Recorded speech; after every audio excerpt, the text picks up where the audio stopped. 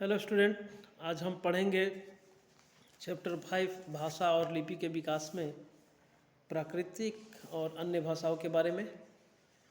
तो आइए शुरू करते हैं। प्राकृतिक प्राकृतिक भाषा भारतीय आर्य भाषा का प्राकृतिक भाषा भारतीय आर्य भाषा का एक प्राचीन रूप है। भाषा के विकास के दौरान जो प्रादेशिक भाषाएं विकसित हुई हैं उन्हें प्राकृत कहा गया है। इसके प्रयोग का समय 500 ईसा पूर्व से 1000 ईस्वी सन तक माना जाता है।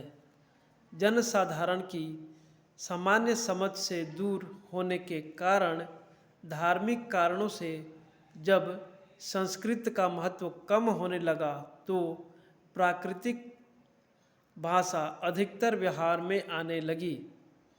प्राकृतिक प्रकाश में निम्नलिखित उनके 4 रूप हैं। मगधी, इसमें जैन और बौद्ध साहित्य अधिक हैं। इसका मुख्य क्षेत्र मगध था। इस संबंध में प्रोफेसर महावीर शरण जैन की मान्यता भिन्न है। प्रोफेसर जैन ने मागधी प्राकृतिक एवं अर्धमागधी में अंतर किया है। इनके मतानुसार मागधी मगध की भाषा थी। इसका प्रयोग नाटकों में निम्न श्रेणी के पात्रों के संभाषणों के लिए किया गया है। महाराष्ट्री और सौसैनी की तुलना में मागधी का प्रयोग बहुत कम हुआ है। मागधी में र का अभाव है, र का ल हो जाता है। पुरुष, पुलिस, समर, समल। मागधी में तालव्य स मूर्धन स के स्थान पर दंत स का प्रयोग होता है। उदाहरण सप्त, सत्य। मागधी में ज के स्थान पर य का प्रयोग होता है। जानाति, याणाति। जानपदे, याणपदे। मागधी में द, य, ज, जर्य, अर्य के स्थान पर य का प्रयोग होता है। दय, अय, अर्जुन, अयुण। आर्य, अय। कार्य तथा कर्ता कारक एक वचन में प्रायः अ के बदले ए पाया जाता है। सह, से। महावीर स्वामी ने अपने उपदेश अर्धमागधी में दिए थे। अर्धमागधी की स्थिति मागधी और सैरसैनी प्राकृतों के बीच है। इसलिए उनके शब्दों की विशेषताएं पाई जाती हैं। अर्धमागधी का महत्व जैन साहित्य के कारण अधिक है। अर्धमागधी में र एवं ल दोनों का प्रयोग होता है। इसमें दंत का मूर्धन्य हो जाता है। स्थित, ठीक। अर्धमागधी में मूर्धन स, दंत स केवल स का प्रयोग होता है तथा अनेक स्थानों पर स्पर्श व्यंजनों का लोप होने पर यह श्रुति का आगमन हो जाता है। सागर, शायर। कृत्य, कय। अब है सौरसैनी प्राकृत।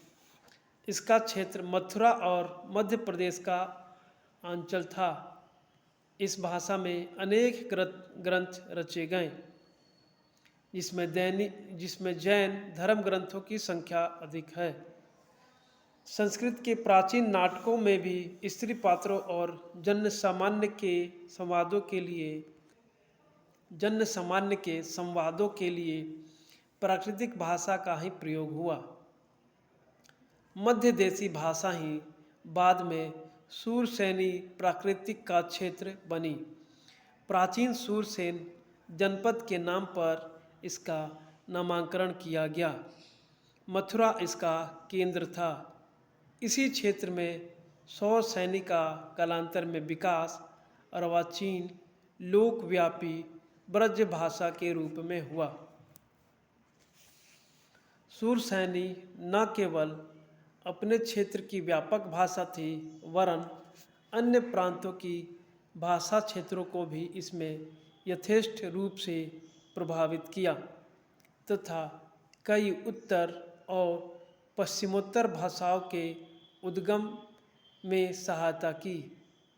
इस क्षेत्र में अधिक राजनैतिक उथल पुथल होने के कारण इसका साहित्य उपलब्ध नहीं होता, किंतु संस्कृत नाटकों तथा जैन धर्म के ग्रंथों में यह सुरक्षित मिलता है।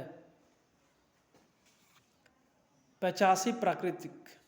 इसका क्षेत्र देश का पश्चिमोत्तर भाग था और विद्वान कश्मीरी आदि भाषा को इसका उत्तराधिकारी मानते हैं। महाराष्ट्री प्राकृतिक। यह व्यापक रूप से प्रचलित था और महाराष्ट्र में फैले होने के कारण इसे पहचानी जाती है, इस नाम से पहचानी जाती है। संस्कृत। देव भाषा संस्कृत विश्व की समस्त परिष्कृत भाषाओं में प्राचीनतम है। इस भाषा में ही भारतीयों का मनन, चिंतन, गणवेशन एवं अनुभूति समन्वित है। वैदिक काल से लेकर आज तक इसकी अक्षुण्ण धारा प्रवाहित होती रही है। संस्कृत शब्द का अर्थ है परिष्कृत, निर्मल, निर्दोष, शुद्ध और अलंकृत। इसे धार्मिक दृष्टि से देववाणी या सुरभारती भी कहा जाता है। विद्वांसो ही देवा, विद्वानों को देवता कहते हैं। इस आधार पर संस्कृत को देव भाषा कहा गया है। देवताओं को आवाहन करने के लिए मंत्र आदि का निर्माण भी इसी भाषा में हुआ है। इन मंत्रों में अपार शक्ति है। दूसरे शब्दों में यह कहा जा सकता है कि देवता इसी भाषा को समझते एवं बोलते हैं। आचार्य दंडी के शब्दों में संस्कृत नाम देवी वाग्न व्याख्याता महर्षि भाषासु मथुरा मुख्या दिव्या गिवर्णा भारती।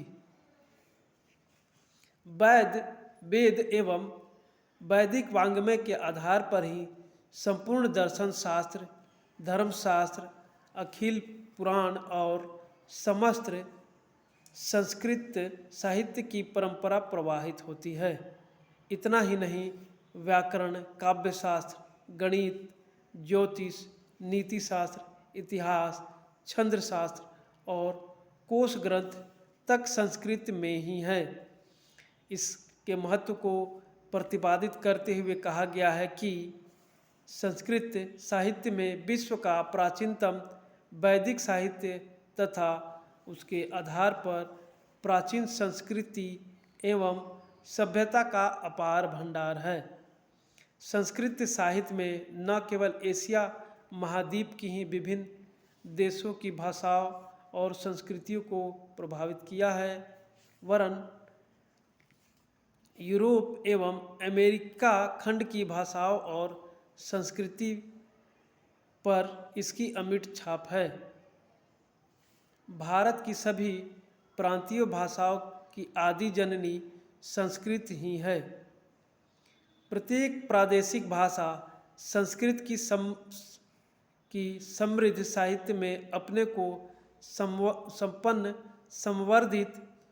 संवर्धित एवं अनुप्रमाणित कर रही है। तमिल, तेलुगु, कन्नड़, मलयालम जैसे द्रविड़ भाषाओं पर भी संस्कृत साहित्य का पर्याप्त प्रभाव परिलक्षित होता है। भारतवर्ष का समस्त प्राचीन ज्ञान भंडार संस्कृत में ही है। भारतीयों के सभी ग्रंथ, पुराण, रामायण, महाभारत, स्मृति ग्रंथ, दर्शन, धर्मशास्त्र, महाकाव्य, काव्य, नाटक, गद्य काव्य, गीति काव्य आख्यान साहित्य आदि सभी संस्कृत में ही हैं। इतना ही नहीं, व्याकरण, काव्यशास्त्र, गणित, ज्योतिष, नीतिशास्त्र, कामशास्त्र, आयुर्वेद, वास्तुकला, अर्थशास्त्र, राजनीति शास्त्र, इतिहास, छंदशास्त्र और कोश ग्रंथ तक संस्कृत में ही हैं। ज्ञान विज्ञान का कोई ऐसा अंग नहीं जो संस्कृत भाषा में उपलब्ध नहीं है। संस्कृत साहित्य का परंपरा का मूल स्रोत ऋग्वेद है। विश्व का प्राचीनतम उपलब्ध ग्रंथ है। यह विश्व का प्राचीनतम उपलब्ध ग्रंथ है।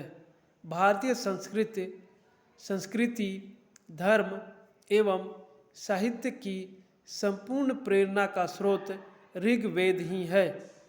भारतीय आर्यों ने अपने जीवन को प्रभात में जिस समाज और संस्कृति का विकास किया, उसके समग्र एवं उज्ज्वल रूप एवं महान ग्रंथ में प्रतिबिंबित हुआ है। उसके समग्र एवं उज्ज्वल रूप इस महान ग्रंथ में प्रतिबिंबित हुआ है। भारतीय साहित्य की परंपरा ऋग्वेद के आधार पर अत्यंत प्राचीन सिद्ध होती है। इसकी शाखाएं, प्रशाखाएं भी व्यापक एवं विस्तृत हैं। भारतीय साहित्य के अंतर्गत वैदिक वाङ्मय, लौकिक साहित्य, संस्कृत वाङ्मय, प्राकृतिक और अपभ्रंश साहित्य तथा भिन्न भिन्न उत्तर और दक्षिण, पूरब और पश्चिम के प्रांतों का अत्यंत विस्तारमय क्षेत्र वाला साहित्य आ जाता है।